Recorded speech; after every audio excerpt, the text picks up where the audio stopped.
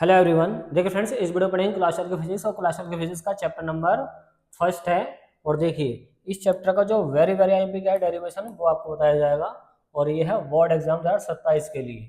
और देखिए क्वेश्चन इस तरीके से राइज होगा पेपर में कि अनंत विस्तार की एक समान आवेशित समतल चादर के निकट वैद्युत क्षेत्र की तीव्रता का व्यंजक हमें प्राप्त करना है। इस तरीके से आपको डायग्राम बनाना पड़ेगा। और देखिए 100% इंपॉर्टेंट क्वेश्चन है जो पक्के आते हैं एग्जाम में और न्यू क्वेश्चन बैंक से ही निकाले गए 27 वाली से।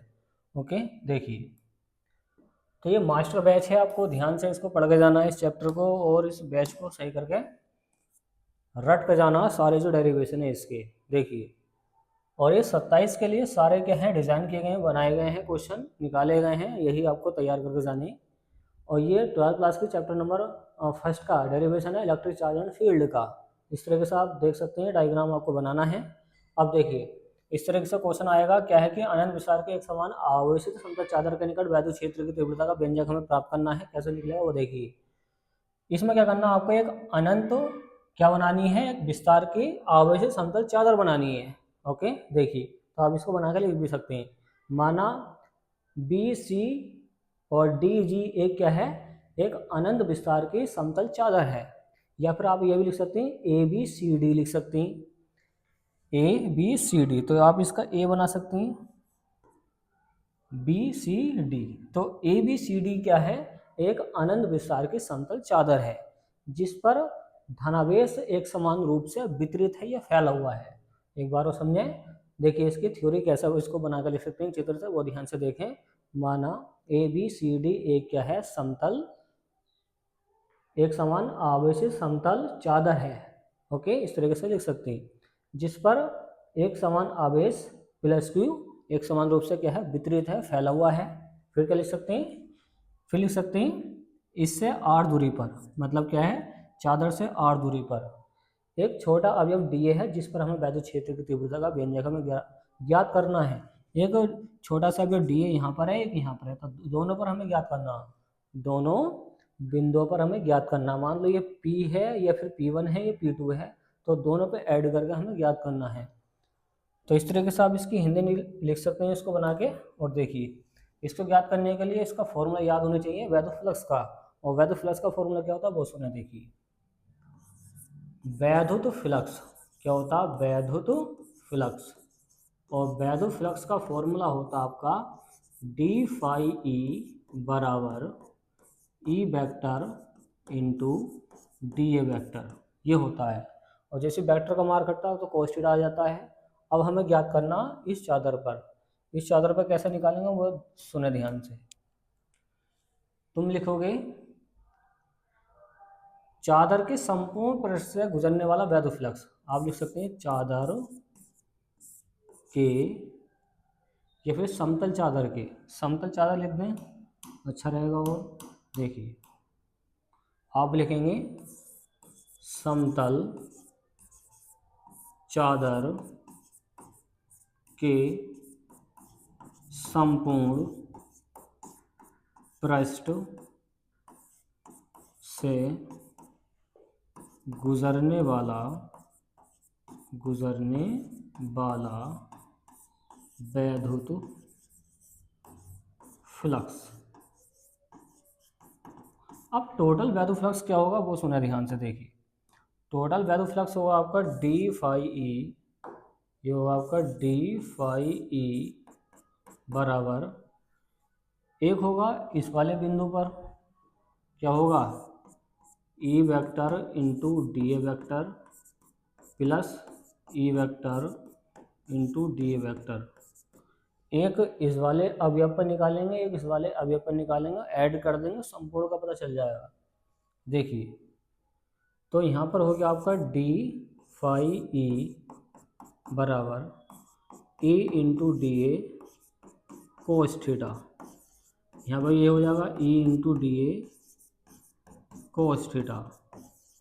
और थीटा यहाँ पर रखेंगे 0 डिग्री, ये समतल है तो 180 रखेंगे, और कोस 180 का मान और कोस 0 का मान क्या होता है 1 होता है।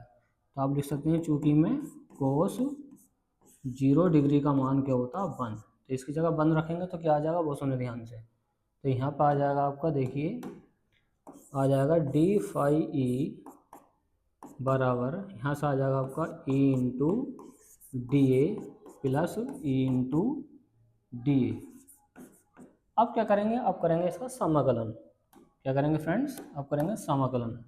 तब लिखते हैं समाकलन करने पर, समाकलन करने पर तो यहाँ पर समाकलन करते हैं इसका डी फाई ई, इसका समाकलन करते हैं ई इंटू डी ए, इसका भी समाकलन करते हैं ई इंटू डी ए।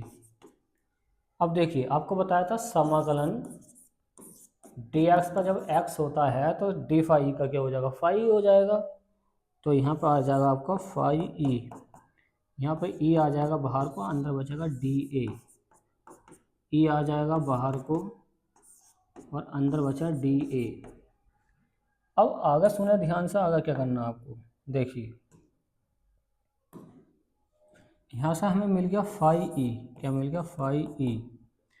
ध्यान से देखें ई और यहाँ पर डी ए का समाकलन क्या होगा ये आपको बताना है। जैसे समाकलन डी एक्स का जब एक्स होता है तो डी ए का क्या हो जाएगा, ए हो जाएगा। जब डी वाई का समाकलन वाई होता है तो डी ए का क्या होगा, ए होगा। तो यहाँ से आपका डी ए का समाकलन क्या आ जाएगा, ए आ जाएगा, क्या आ जाएगा, ए। और यहाँ पे भी क्या आ जाएगा, ई इंटू ए। एक बार वो समझें, फाई हमने ऐसे लिखा क्योंकि समाकलन कर चुके हैं यहाँ पे, और डी ए का समाकलन क्या होता है, ए, और डी ए का समाकलन क्या होता है, ए। तो यहाँ पर आ चुका आपका फाई ई बराबर आ चुका है। देखिए ई इंटू ए यहाँ पर जोड़ना है, एक ई ए में एक ई जोड़ेंगे तो टू ए हो जाएगा, क्या हो जाएगा, टू ई ए। इसको कहते हैं आप समीकरण नंबर फर्स्ट। अब ये क्या है, गॉस की प्रमेय से सोल्व होगा, क्या होगा, गॉस की प्रमेय से सोल्व होगा। अब गॉस की प्रमेय से सोल्व करने के लिए गॉस की प्रमेय का यूज़ करना पड़ेगा हमें। तो गॉस की प्रमेय हम जानते हैं, देखिए गॉस की प्रमेय, गॉस की प्रमेय थी फाई ई बराबर था आपका क्यू अपॉन एप्सिलॉन नॉट। इसको कह चुके हैं हम पहले ही समीकरण नंबर 2। समीकरण 1 और 2 को हल करते हैं, इस फाई की जगह क्यू अपॉन एप्सिलॉन नॉट लगाते हैं, आंसर आ जाएगा। देखिए क्या करेंगे आप, वो समझे ध्यान से। अब करेंगे आप यहाँ पे जो करेंगे, लिखेंगे समीकरण 1, समीकरण 1 व समीकरण 2 को हल करने पर। तो समीकरण 1 और 2 को हल करने पर, हल करने काफ़ी इजी है, देखिए बिल्कुल आसान है। समीकरण 1 और 2 को हल कैसे करेंगे, देखिए ध्यान से क्या करना आपको। देखिए फाई की जगह हम लगा सकते हैं Q upon epsilon not, Q upon epsilon not हमने लगा दिया है। इस फाई की जगह हमने लगा दिया क्यू अपॉन एप्सिलॉन नॉट, और इधर कौन है हमारे पास, टू ई ए, टू ई ए। हम जानते हैं यहाँ पर देखिए पहले कि मुझे जो है इस Q का मान चाहिए, तो Q बराबर यहाँ से निकालना है, Q बराबर हो जाएगा सिग्मा ए, क्या हो जाएगा, सिग्मा ए, क्या हो जाएगा, सिग्मा ए। तो Q की जगह आप लिख सकते हैं चूंकि में, चूंकि हम जानते हैं Q बराबर क्या होता है, ये हो जाएगा आपका सिग्मा ए, क्या हो जाएगा, सिग्मा ए। ये कहाँ से आ गया, इसको और समझ लें। देखिए एकांक क्षेत्रफल पर जितना आवेश उपस्थित होता है, देखिए ध्यान से इसको, एकांक क्षेत्रफल पर जितना आवेश उपस्थित होता है वो होता पृष्ठ घनत्व सिग्मा। मुझे चाहिए इस Q का मान यहाँ पे फिट करने के लिए, इससे इसकी गुणा कर देगा तो सिग्मा ए कर देगा, कौन कर देगा, Q। जो Q है वो सिग्मा ए के इक्वल हो जाएगा। तो Q की जगह, इस Q की जगह हम लगा देंगे सिग्मा ए, क्या लगा देंगे, सिग्मा ए। नीचे कौन है हमारे पास, एप्सिलॉन नॉट, इधर कौन है हमारे पास, टू ई ए। ए से ए कैंसिल हो जाएगा क्योंकि गुणा की संख्या भाग में आती है, बाद में कटेगी। अब मुझे चाहिए इस ई का मान, इसका चाहिए ई का मान।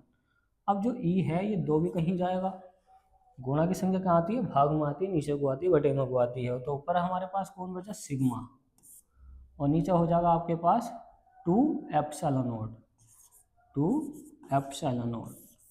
तो हमें मान किसका चाहिए था, ई का, और जिसका मान चाहिए होता है उसको अकेला छोड़ते हैं, तो अकेला बच गया हमारे पास ई। और ई क्या है, वैद्युत क्षेत्र की तीव्रता है, और वैद्युत क्षेत्र की तीव्रता के दो फॉर्मूला होते हैं, एक होता है न्यूटन बटा कूलम, एक होता है वोल्ट बटा मीटर। तो दोनों फॉर्मूले के मतलब इसके क्या है, मात्रक दोनों याद रहने चाहिए। तो इस तरीके से इस डेरिवेशन को सॉल्व कर सकते हैं, आसान है और ले सकते हैं इसका स्क्रीनशॉट। चलिए फ्रेंड्स, तो उम्मीद है फ्रेंड्स आपको ये वीडियो पसंद आएगी, तो वीडियो को लाइक एंड शेयर कीजिए, चैनल को सब्सक्राइब कीजिए। Thanks for watching guys. मिलते हैं किसी नेक्स्ट वीडियो में जो काफ़ी इंपॉर्टेंट हो एग्जाम के लिए। देखिए जो भी क्वेश्चन बैंक आएगी आपकी नई वाली, उसमें से जो IMP डेरिवेशन है वो सब आपको बता दिए जाएंगे इसी चैनल पर और इसी बैच के अंदर। जो मास्टर बैच है इसको ध्यान से पढ़ते रहना, एग्जाम तक जो IMP क्वेश्चन है वही आपको सारे के सारे करा दिए जाएंगे जिनमें आपको प्रॉब्लम आती है। चलिए फ्रेंड्स,